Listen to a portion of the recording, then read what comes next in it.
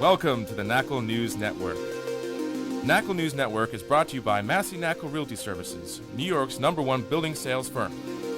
Hi, I'm John Hageman, Sales Team Manager for Massey Knakal Realty Services.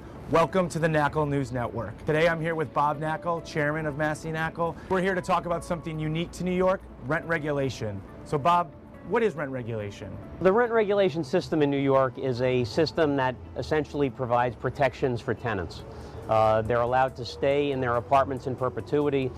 It was a system that was put in place after the war as a temporary, well, it was supposed to be a temporary program, but it looks like we'll have it perpetually. Bob, in your writings, you always talk about New York City's need for affordable housing. Does rent regulation provide affordable housing? Well, actually, it's one of the biggest misconceptions about rent regulation is that it does provide affordable housing. And I'm a proponent of affordable housing. And most politicians love to refer to it as such, but there's actually nothing that is taken into consideration as to how affordable a unit is based on someone's income. The rent regulation system is a public subsidy. It really is similar to a welfare type of program or an entitlement program where someone is receiving a benefit. The benefit is actually being subsidized not by the government but by the private sector. But it's remarkable to me that a subsidy can be handed out in such a random way.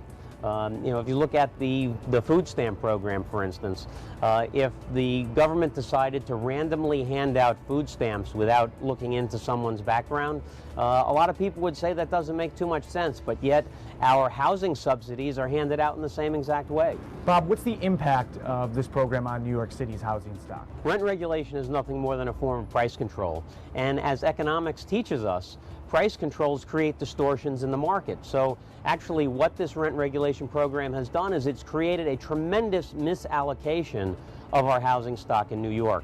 There have been studies by both the Wharton School and MIT that suggest that in the absence of rent regulation, average rents would actually go down. Bob, I've heard some people say that this program will never go away because there's actually more tenant voters than there are property owners. What do you think about that? I think I've always been told since I got into the business in 1984 that rent regulation would always be with us because there are more tenant voters than there are property owner voters.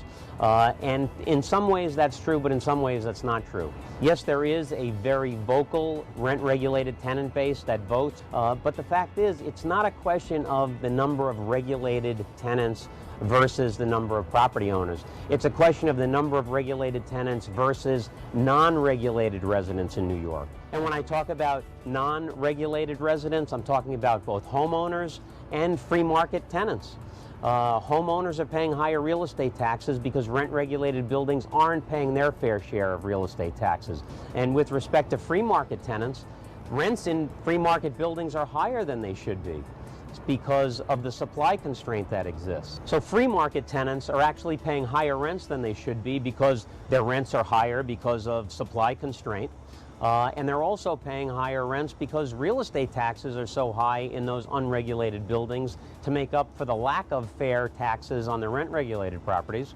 And that's why I think it's important that means testing be brought into the equation. Certainly if someone needs the subsidy and needs to be protected because their income level dictates that that's the maximum rent they should be paying, they should be protected.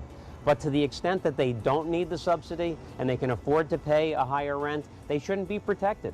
In summary, the biggest misconception about rent regulation is that it's an affordable housing program. Affordability has nothing to do with it. Significant modifications or even means testing would be required to make sure that the people who need the subsidy are the ones who are receiving it.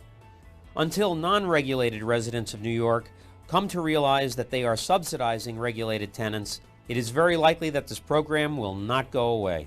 Affordable housing is necessary and sorely needed in New York City, but imposing these regulations on existing property owners is not the way to get there. Thank you for joining us today. Tune in next week for another installment on the Knakal News Network.